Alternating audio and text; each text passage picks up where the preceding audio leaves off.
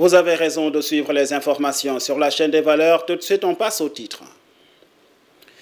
Yankoba Diémé annonce la continuité du train après le Magal de Touba. Le ministre des Transports en visite officielle dans la ville sainte ce lundi. Il a visité les grands chantiers engagés par l'État du Sénégal dans le secteur des transports. Ceci entre dans le cadre des préparatifs de ce grand événement prévu à Touba. Habitat, caisse de dépôt et de consignation, a livré 1406 parcelles viabilisées à Bambilor. C'est dans le cadre du projet Le Clos de Bambilor. Son directeur général considère que le programme de construction des 100 000 logements entamés par l'ancien régime est voué à l'échec. Fadilou Keïta, que vous entendrez dans ce journal. Assemblée générale élective, Babacar Ndiaye, président de Teungueth FC, a été élu ce lundi à la tête de la Ligue sénégalaise de football professionnel. Candidat à sa propre succession à la Fédération sénégalaise de football, Augustin Senghor plaide pour la consolidation des acquis du football professionnel. L'actualité internationale mettra fin à ce rendez-vous d'information. Tout de suite, le développement.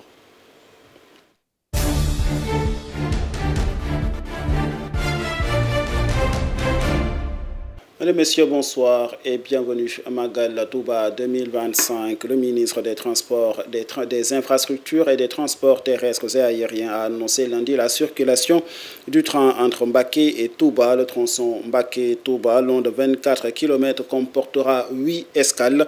Seulement, le ministre Yankoba Diattara a déploré les emprises sur la voie ferroviaire. Il a par ailleurs réaffirmé l'engagement de son département à rénover et moderniser le réseau ferroviaire au niveau national. Suivons ses propos. Après le Magal, le train va rouler.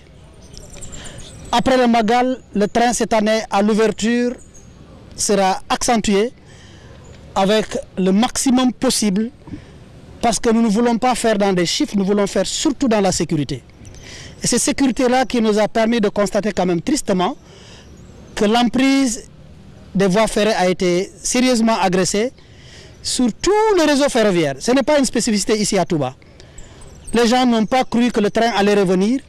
Les gens se sont levés et ont construit sur le... Parfois même l'État. L'État lui-même érige des édifices sur les emprises du train, a fortiori les particuliers. C'est une question qu'on a pris à bras le corps, ce qui fait que je remercie particulièrement les autorités religieuses qui se sont impliquées parce que ce n'était pas facile pour déguerpir certaines personnes ici. Ce n'était pas facile pour enlever les gens qui étaient déjà installés sur l'emprise, même si c'est pour la communauté. C'est la raison pour laquelle, avec l'appui du gouverneur que je félicite fortement, et les préfets, ils ont géré d'une main de fer, mais également ils ont géré avec souplesse, conformément au vœu du Khalife général. Je m'en réjouis fortement.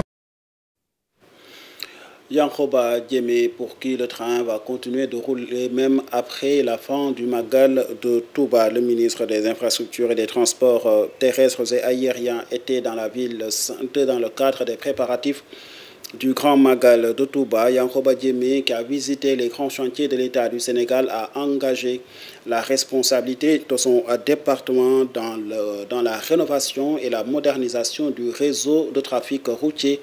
Suivons ses propos. L'innovation majeure se trouve là où nous sommes. Nous sommes ici à la gare de Mbacké. Innovation qui a trait aujourd'hui au travail colossal qui a été réalisé par CFS et GTS. Nous voulons, dans la perspective, également la vision du chef de l'État de renouveler et de rénover les rails, de faire l'économie systémique qui tourne autour des rails. Nous avons entendu démarrer le signal par Touba à l'occasion de ce gamou. Ce n'est pas nouveau qu'on fasse circuler le train momentanément de Dakar. Ça, nous allons le faire parce que le besoin est toujours là. Mais la nouveauté cette année, c'est l'axe Touba-Mbacké avec aujourd'hui un tronçon qui est de 24 km certes, mais extrêmement stratégique. On veut du Khalife général des Mourides qui a souhaité que nous mettions en place un dispositif au-delà du Magal pour permettre aux élèves de se déplacer convenablement. Quand vous regardez les conditions dans lesquelles les élèves se déplacent de Touba pour aller à Mbacké, pour aller étudier, c'est des surcharges. C'est une façon de monter dans les véhicules avec des questions de sécurité qui s'interpellent. et qui ne dépendent pas forcément des conducteurs, mais c'est la demande qui est supérieure à l'offre. Je vous le disais en titre, le projet des 100 000 logements au Sénégal engagé par le régime de Macky Sall est complètement voué à l'échec, a déclaré Fadilou Keïta. Le directeur général de la Caisse de dépôt et de consignation estime que l'État du Sénégal a reconnu en 2016 son incapacité de construire 5 000 logements à l'année. Ces déclarations ont été faites lors d'une cérémonie de remise de titres à des ayants droit dans le cadre du projet immobilier Le Clos de Bambilor. C'est un projet portant sur 150 hectares dont le premier lot a été livré face à un notaire, Fadilou Keïta. Ce projet ambitieux a été lancé en 2010 suite à l'acquisition par la Caisse de dépôt et consignation d'une assiette foncière de 150 hectares à Bambilor. Malgré les ambitions claires et partagées et la détermination constante de notre institution, ce projet a connu de nombreux obstacles et blocages administratifs qui ont freiné sa mise en œuvre. Aujourd'hui, grâce à l'impulsion des autorités et à l'implication active des acteurs des services compétents qui ont permis l'obtention d'arrêtés modificatifs couvrant 4 468 parcelles viabilisées, suivi du certificat de conformité délivré le 26 mai 2025, la CDC franchit une étape majeure dans la livraison de cet ensemble immobilier. Le projet incarne un bel exemple de coopération des institutions publiques et services de l'intérêt général. Nous exprimons notre profonde gratitude à nos partenaires, à nos clients, aux représentants des coopératives d'habitat pour leur patience, leur engagement, leur confiance accordée à la CDC tout au long de ce parcours. La cérémonie de ce jour va bien au-delà d'un simple acte administratif. Elle représente une étape historique pour la CDC, concrétisant la livraison effective de parcelles viabilisées et la sécurisation juridique des actes par la remise des titres fonciers individuels. Au Sénégal, le service universel des télécommunications n'est pas une réalité dans plusieurs localités du pays. C'est pourquoi le Fonds de développement des services universels des télécommunications lance un projet de financement de 64 milliards de francs CFA pour un accès universel aux télécommunications d'ici 2030. Sa directrice générale, lors d'une randonnée pédestre, a souligné la nécessité pour chaque Sénégalais de disposer de connexions de qualité pour pouvoir bénéficier des services essentiels de base. Ndeye Fatou Blondin Diop. Et c'est l'occasion de faire encore une fois un plaidoyer pour bien comprendre ces missions et arriver à obtenir les objectifs de connecter 1540 localités qui restent aujourd'hui en rade de communication ou de communication de qualité. Et donc c'est l'occasion de le rappeler, c'est là l'essentiel de notre mission. Donc cette réussite, nous l'avons obtenue collectivement. Chacun en ce qui le concerne a joué sa partition et nous remercions tout le monde. On se trouve pour l'essentiel dans les zones entre Tambacounda et Matam, les régions Tambacounda et Matam, au fin fond de Sédhiou, vers Kédougou, vers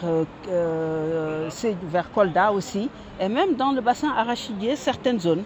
Voilà. Il y a aussi la question de la qualité des zones qui étaient en 2G et qui aujourd'hui, avec la digitalisation voulue par le ministère des Télécommunications, qui est le plan, à travers le New Deal, on se doit de connecter toutes ces localités pour qu'ils puissent accéder aux services essentiels de base, que ce soit l'état civil, que ce soit le médecin qui est sur place, ou de la valeur ajoutée à l'agriculture ou e-administration. Donc c'est là-bas le sens de la mission.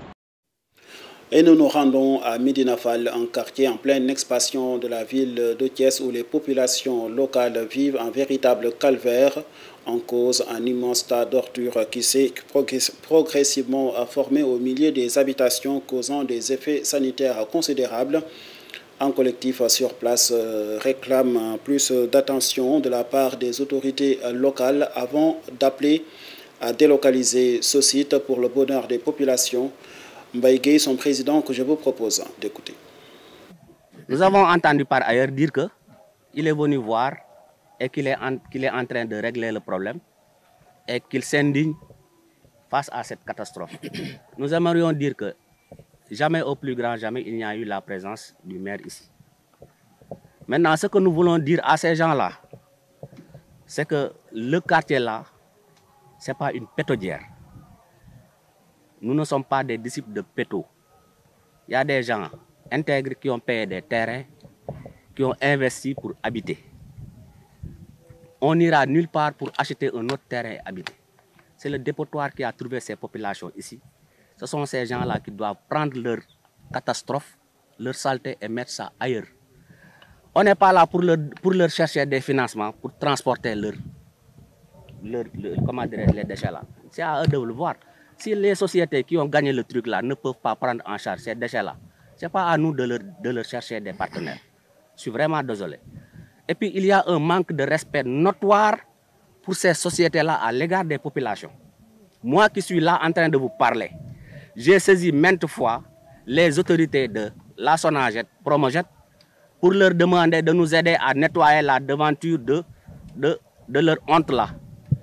Et jusqu'à présent, ils n'ont daigné venir nous aider à nettoyer. Tout de suite, on attaque l'actualité sportive.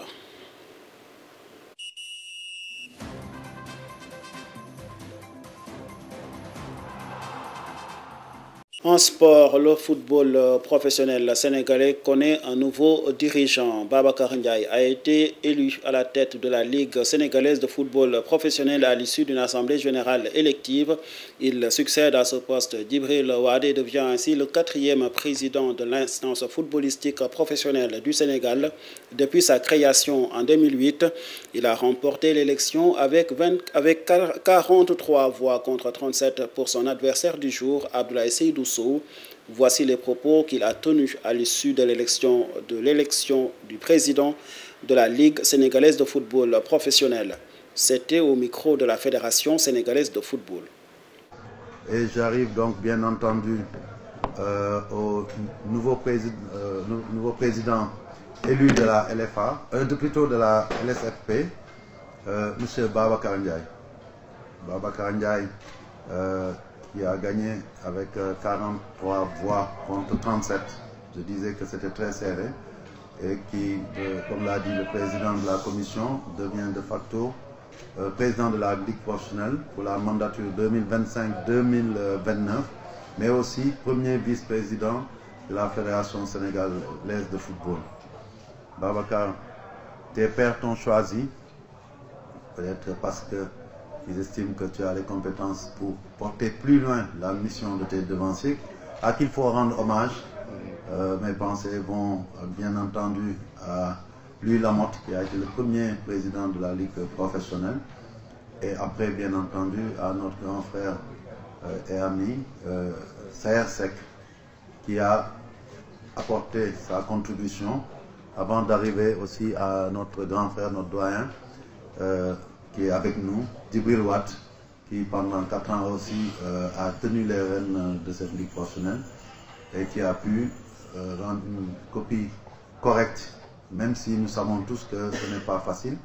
Et je dirais simplement que, comme je l'ai dit, il ne tient qu'à vous, président, de faire en sorte que toute la famille soit derrière vous pour travailler. Vous l'aurez compris, il s'agit d'Augustin Senghor, le président sortant de la Fédération sénégalaise de football, qui a présidé la séance d'élection du président de la Ligue sénégalaise de football professionnel, Babacar Ndiaye, qui a été porté à la tête de l'instance footballistique professionnelle du Sénégal. Il a su convaincre par son projet axé sur la professionnalisation des structures et un meilleur accompagnement des clubs. Des propos qu'il a tenus à l'issue de cette assemblée générale élective. Nous l'écoutons.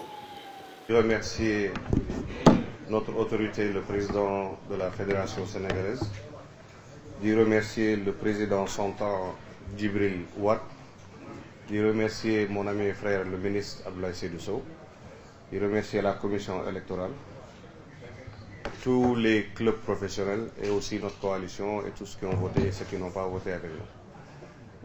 Football, c'est ce qui nous unit, c'est des élections. Donc, Président, vous avez ma parole pour respecter nos engagements, tendre la main à nos adversaires ou concurrents d'une journée pour travailler ensemble pour le bien du football local. Il n'y a aucune animosité entre moi et le président Djibril Wade ou le président Abdoulaye Seydou Sow. Donc je remercie toute notre coalition, Madi Touré, toute la coalition Koulen Djoum et toute la presse. Le football est une famille. Donc dinañ jéem a fexe ba lépp lu ñu mën pour consolider les acquis du football professionnel. Travailler avec l'équipe qui était là, ça ne sera pas une révolution, c'est une évolution. On va essayer de consolider les acquis, travailler ensemble. Pour moi, c'est une page blanche, on oublie tout ce qu'on a dit ou tout ce qu'on a fait, on était en campagne. Maintenant, place au travail. Ça se veut 10, mais je pense que tous ensemble, avec les 32 présidents de clubs, les clubs amateurs, les ligues, Inch'Allah, on va faire du très bon travail. En basketball, Afro-Basket 2025, le Sénégal affrontera le Rwanda en barrage ce mercredi. Le Sénégal, deuxième de son groupe, va affronter donc l'équipe du Rwanda, dernier du groupe D, avec 2 défaites dans cette compétition. Les Lions vont tenter donc de franchir les playoffs mercredi face à un adversaire à la portée. En cas de succès, le Sénégal affrontera la Côte d'Ivoire en quart de finale, le pays hôte de la compétition qui a terminé premier de son groupe avec 2 victoires de rang contre l'Égypte et contre l'Angola. Tout de suite, l'actualité internationale.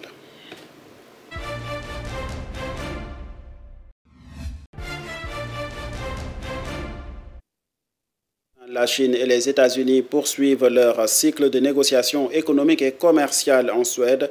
Au Cameroun, alors que le scrutin est prévu le 12 octobre, l'opposant Maurice Kamto a déposé lundi un recours pour contestation de sa disqualification provisoire. Nous démarrons cette page internationale au Nigeria où 33 otages sont tués dans l'est de Zamfara malgré le versement d'une rançon de plus de 30 000 $. Alioune Seck. Bienvenue sur l'actualité internationale. L'état de Zamfara dans le nord du Nigeria est en deuil selon les témoignages des habitants.